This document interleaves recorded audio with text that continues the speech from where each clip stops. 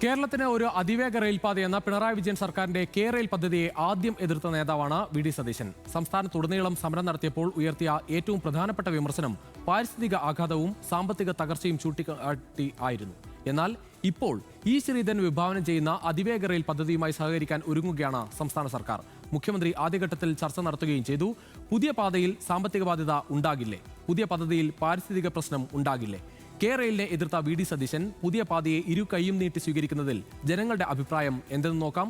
ദേവനും മുബാറക്കും ജനങ്ങളോട് ഒപ്പം ചേരുകയാണ് പ്രതികരണത്തിലേക്ക്. മുൻ LDF സർക്കാരിന്റെ സ്വപ്ന പദ്ധതിയായിട്ടായിരുന്നു സിൽവർ ലൈൻ കെ റെയിൽ പദ്ധതി അവതരിപ്പിച്ചിട്ടുണ്ടായിരുന്നത്.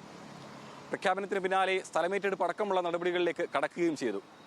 എന്നാൽ അക്കാലത്ത് പ്രതിപക്ഷമായിരുന്ന UDF ഒരു പ്രഖ്യാപനം നടത്തി. കേരളത്തിൽ അധികാരത്തിലെത്തുകയാണെന്നുണ്ടെങ്കിൽ കേരളത്തിൽ സിൽവർ ലൈൻ കെ റെയിൽ പദ്ധതി നടപ്പിലാക്കുകയില്ല. അധികാരമേറ്റെടുത്ത ആദ്യ മന്ത്രിസഭാ യോഗത്തിന് തൊട്ടു പിന്നാലെ തന്നെ പ്രഖ്യാപനവും വന്നു. സ്ഥലമേറ്റെടുക്കുന്നതിനുള്ള വിജ്ഞാപനം റദ്ദാക്കുകയും ചെയ്തു. എന്നാൽ കഴിഞ്ഞ ദിവസം മെട്രോമാൻ ഇ. ശ്രീധരനുമായി വി.ഡി. സതീശൻ ഒരു കൂടിക്കാഴ്ച നടത്തി. മെട്രോമാൻ മുന്നോട്ട് വെച്ച അതിവേഗ ഇടനാഴിക്ക് ഒരു അനുമതി ലഭിക്കുന്ന സാഹചര്യത്തിലേക്ക് കടക്കുകയാണ്.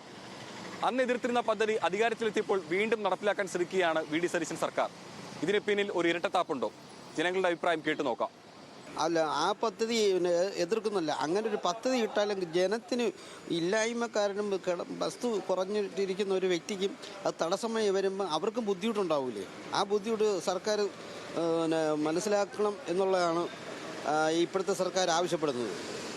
UDFിൻ്റെ നേതൃത്വത്തിൽ എല്ലാം ബദലായിട്ട് നേരെ അവരുടെ ആ സംവിധാനത്തിൽ കൂടെ കൊണ്ടുപോകാനുള്ള ഭരണ സംവിധാനമാണ് കൊണ്ടുപോകുന്നത്. ഇപ്പോൾ LDF ഭരിച്ച ഇടതുപക്ഷം ഭരിച്ച ആ സ്ഥിതി വയ്ക്കുവാണ് ജനങ്ങളെ സേവിക്കാനും ജനങ്ങൾക്ക് വേണ്ട നടപടി കൂടെ പോകാനും അവർ ആഗ്രഹിച്ച് ചെയ്തു. അതല്ല, ജനങ്ങളുടെ ബുദ്ധിമുട്ട് ഒഴിവാക്കുക എന്നുള്ളത് രാഷ്ട്രീയം അതിൻ്റെ അകത്തില്ല.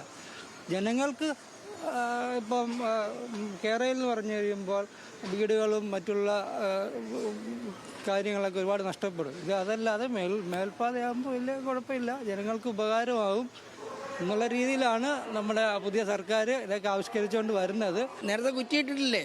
ആ കുറ്റി മറിക്കാൻ പോവാന്നല്ലേ പുള്ളി പറഞ്ഞിരുന്നത്? അങ്ങനെ പറഞ്ഞില്ലേ? പിന്നെ ഇനിയിപ്പോൾ ഇത് പിന്നെയും അതുപോലെ തന്നെ വരാൻ പോകണം. എന്താണ് അവരുടെ തീരുമാനം? അതാ തെറ്റായ നടപടിയല്ലേ? അവരെ എതിർക്കുകയും ഇപ്പം അനുകൂലമായിട്ട് പുള്ളി ചെയ്യാൻ പോകുന്നത് അല്ലേ? അതുപോലെ അത് തെറ്റായ നടപടിയാണ്. എല്ലാം എതിർക്കുമല്ലായിരുന്നു. തുരങ്കപാത വേണ്ടെന്ന് പറഞ്ഞില്ലേ? ഇപ്പം പിന്നെ പറഞ്ഞു വേണമെന്ന് പറഞ്ഞു. അല്ലേ, അതിൻ്റെ ആവശ്യമില്ലാത്ത കേരളത്തിനുള്ള സ്ഥലങ്ങളില്ല, സ്ഥലപരിമിതി കുറവാണ്. കഴിഞ്ഞ സർക്കാരിൻ്റെ വികസനത്തിൻ്റെ ഏറ്റവും നാഴികക്കല്ലായിട്ടുള്ളതായിരുന്നു ആ പദ്ധതി മനഃപൂർവ്വം അതില്ലാതാക്കിയത് സതീശനും കൂട്ടരും തന്നെയാണ്. അപ്പോൾ അതിന് കേന്ദ്ര അനുമതി വരെ കേന്ദ്രത്തിൻ്റെ അനുമതി ഉണ്ടായിരുന്നു. പക്ഷെ അതിനെ ഇല്ലാതാക്കിയതിൻ്റെ പ്രധാനപ്പെട്ട ഉത്തരവാദി അദ്ദേഹം തന്നെയാണ്. ഒരുപാട് പദ്ധതികൾ അങ്ങനെ UDF കൊണ്ടുവന്ന പദ്ധതികളൊക്കെ എതിർത്ത് ഏറ്റെടുത്തിട്ടുണ്ട്, LDF ഏറ്റെടുത്തിട്ടുണ്ട്.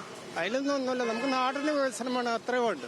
LDF സർക്കാർ കൊണ്ടുവന്നത് ഒരുപാട് ആൾക്കാരുടെ ജീവിതം വെച്ചിട്ടുള്ള ഒരു കളിയായിരുന്നു. UDF സർക്കാർ അങ്ങനെ കൊണ്ടുവരില്ല എന്ന് വിചാരിക്കാൻ പറ്റില്ല. കേരളനെ എതിർക്കുന്നുണ്ടെങ്കിൽ അതൊരുപാട് ജനങ്ങളുടെ ഇതുകൊണ്ടാണ്. അതിൻ്റെ ആവശ്യം ഉണ്ടാവില്ല. ഇന്നിപ്പോൾ അതിൻ്റെ ആവശ്യം പുരോഗമിച്ച് വരികയല്ലേ. ജനങ്ങളിന്ന് ബ്ലോക്കിലൊക്കെ കുടുങ്ങി ആകെ ഗതാഗത കുരുക്കാണ്. ഇത് വന്നു കഴിഞ്ഞാൽ നല്ലതാണ്.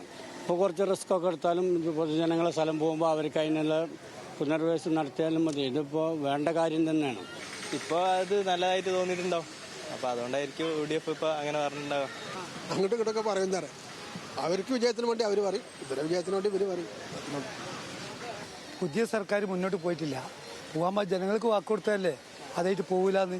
ഈ ജനങ്ങൾ ഇത്രയും സ്ഥലങ്ങൾ പിടിച്ചെടുത്ത് കഴിഞ്ഞിട്ട് ഇവിടെ താമസിക്കേണ്ട ജനങ്ങൾ കാട്ടിൽ പോയി കാട്ടിലുള്ള മൃഗങ്ങൾ എങ്ങോട്ട് പോകും? ജനങ്ങൾ കാട്ടിലേക്ക് കയറിക്കൊണ്ടിരിക്കല്ലേ. ഈ ജനങ്ങൾ എങ്ങോട്ട് പോകും? ഇനി കേരളത്തിന് അതിവേഗ റെയിൽ വേണോ വേണ്ടയോ എന്നതിനേക്കാൾ ഈ പദ്ധതി ആര് കൊണ്ടുവരുന്നു എന്നുള്ളതാണ് ഇപ്പോൾ ജനങ്ങൾക്കിടയിൽ ചർച്ചയാകുന്നത്. എന്തായാലും ഇ. ശ്രീധരന്റെ ഈ അതിവേഗ റെയിൽ പാതയുമായി ബന്ധപ്പെട്ട നിർദ്ദേശത്തോട് ഇരു കൈയും നീട്ടി സ്വീകരിച്ച പുതിയ സർക്കാരിന്റെ ഈ സമീപനത്തെ ഇരട്ടത്തപ്പായി തന്നെയാണ് ഭൂരിഭാഗം ജനങ്ങളും കാണുന്നത്. കോഴിക്കോട് നിന്നും ക്യാമറ പേഴ്സൺ ഷാഫിക്കൊപ്പം M. മുബാറക്, ന്യൂസ് മലയാളം.